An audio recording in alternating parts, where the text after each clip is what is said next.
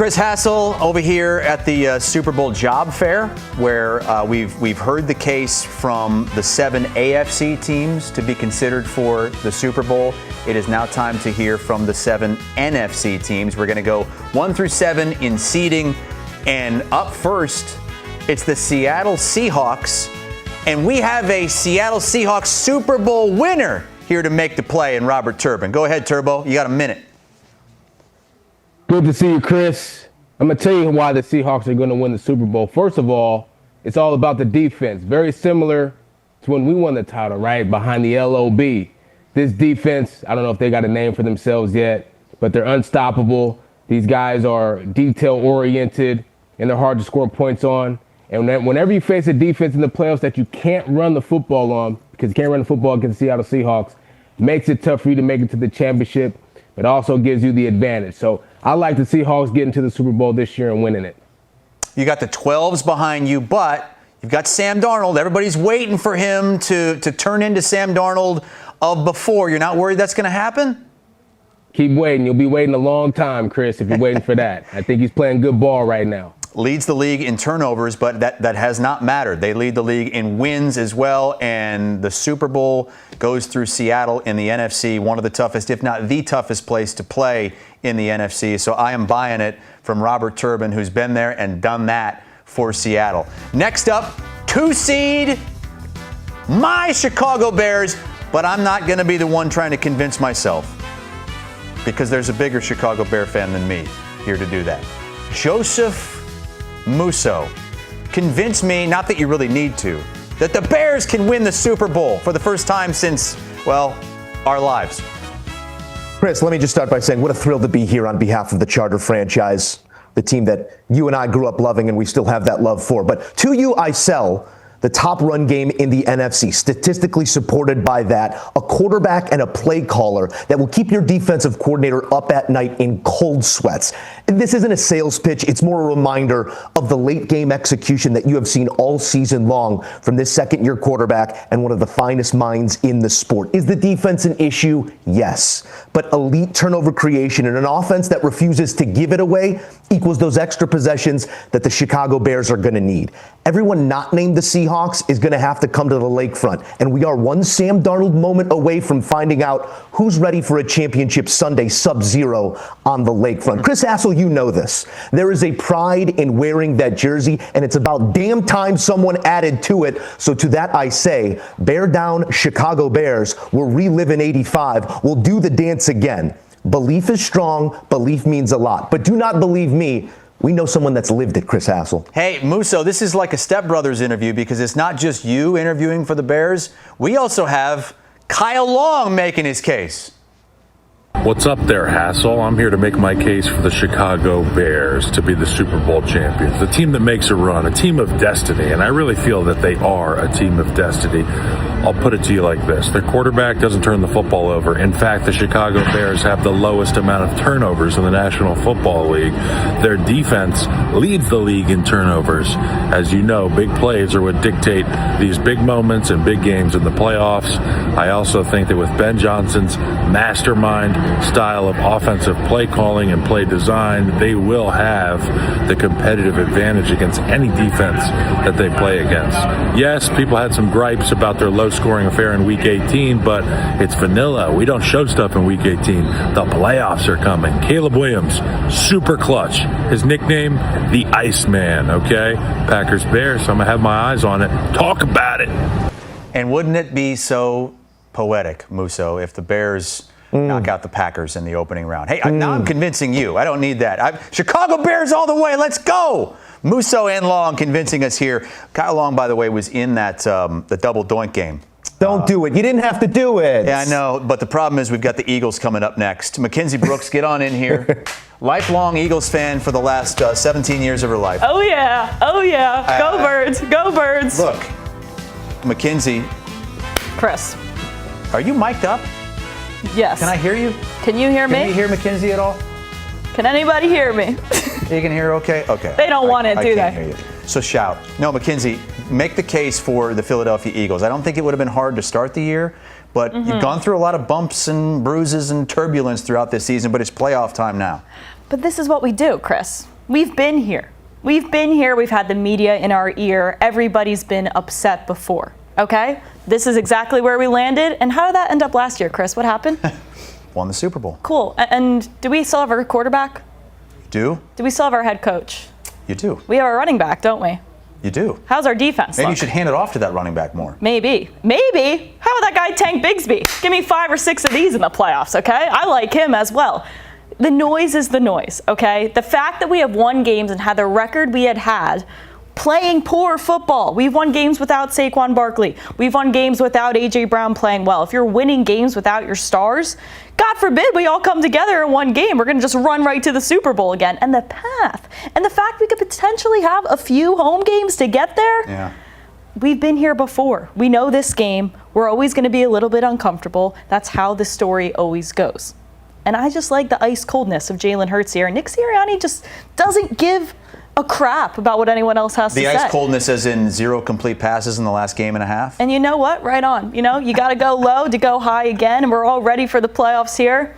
I just like the noise, and we've been here. We were never happy sitting in this chair this time last year, and how did that end up for us? I'm not going to count you out. I'm not going to count out the Philadelphia Definitely Eagles. don't count us out. They proved us wrong before, and as you mentioned, the 3 seed, and who knows what happens at the and top. now we're rested. Yeah. Now our guys are rested. True. Rested. Almost ended up winning that game.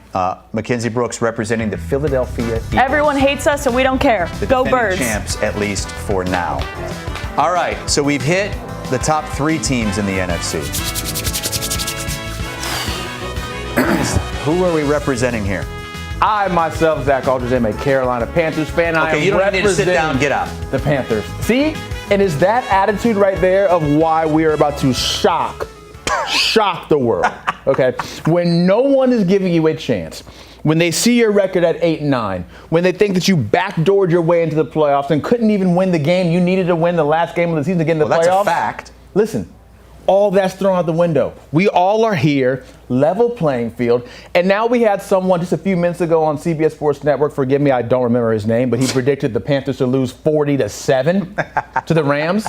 I guarantee you that will not happen. We are the team of destiny. We are a team of belief. Have you heard of keep pounding? That is a mantra for the Panthers. That's what we are going to do all playoff long. We're going to keep pounding. Bryce Young is going to throw for 400 yards every game. Rico Dowd's going to go crazy. And we have Tedero McMillan, the offensive player. Security, of the can we please escort the Panthers out of here? Don't come back until you have a winning record. Okay? Listen, mark my words. I don't know how things you will got through change. the process. Get out, because you're talking about the Panthers. I got the Rams, and we got to see. Just get out. Thank you, Rand. Just get out. Get out. Thank you, Ray. Get out of here, What is wrong with you? Panthers. pounding. No. Keep pounding. No. Just exit, please. All right, Rand. Thank you. Whew. Rand, you're representing the Rams, who are a Representing the double-digit Rams. favorite in Carolina to Yes. start the postseason. You don't need to convince me you can win that game. Convince me you can win the Super Bowl. Here's why. Most complete team in this entire tournament. AFC side, NFC side, you have potentially the best quarterback in the business right now, who's probably the favorite to be the MVP. You have a receiver in Puka Nacua who catches anything thrown in his vicinity, and then you have Devontae Adams, who is the league leader in touchdown receptions. You got the triplets in the backfield, Blake Corum, Kyron Williams, and Ronnie Rivers.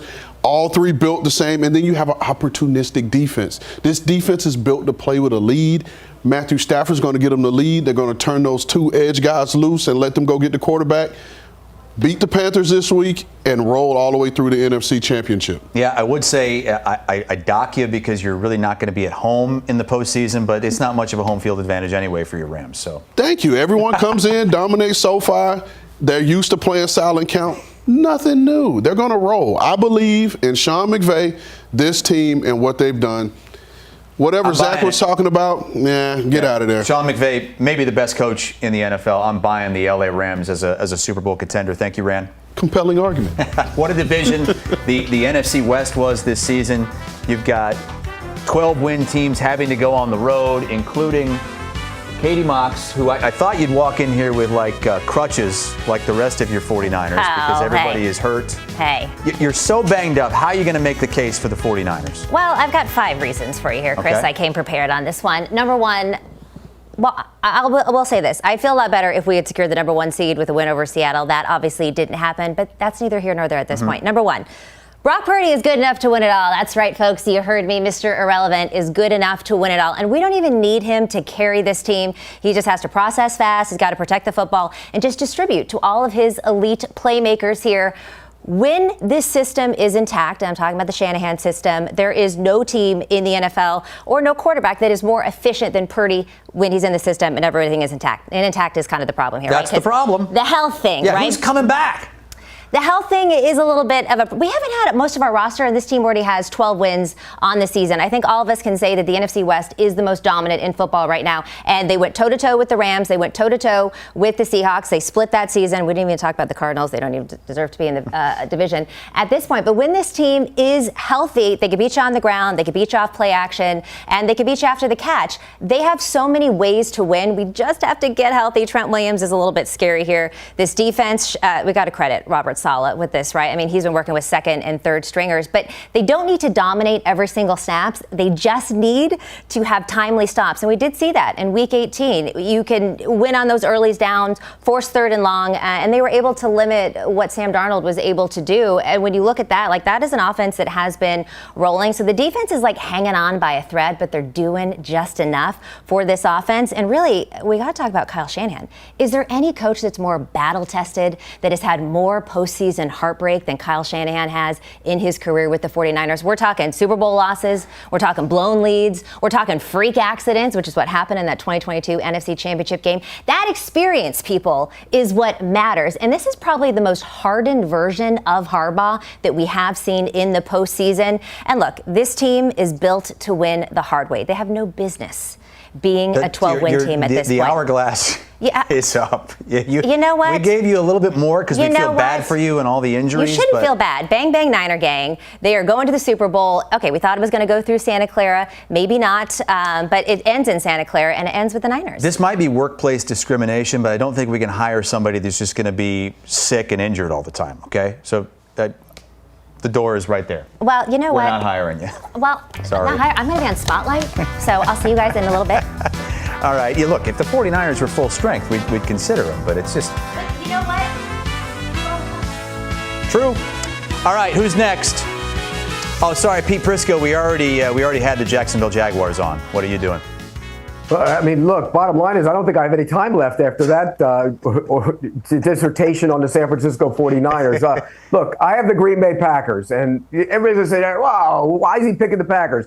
Because I picked the Packers to go to the Super Bowl. And you know what? They still can go to the Super Bowl. When you look at this team, you know what their battle cry will be? 2010. You know what they did in 2010? They went out on the road as a wild card team, and they ended up winning it all. And they can do it again. Why? Jordan Love, before he got hurt, 7 touchdown passes, no picks in the 2 games before he got hurt. He was on fire. And he was getting it going against the Broncos before Christian Watson went down. Well, they're all back. Zach Tom, the left tackle, he's back. Sure, they don't have Micah Parsons, but they went into the season thinking they were going to have him anyways. This team is going to score points in the playoffs. And oh, by the way, if not for a blown onside kick, they would have swept the Bears, who they play this week. They're better than the Bears. They'll beat the Bears. And then from there, that offense can light it up and go on the road and win games. I will say this. 2010, that's the battle cry. As a Bears fan, this game scares the hell out of me because of that. Because they should have won in Chicago recently, and now the Bears, as a 2 seed, have to play them in the first game. Everybody's going to be picking the Bears. Pete, unfortunately, I'm going to buy it. I'm going to buy it.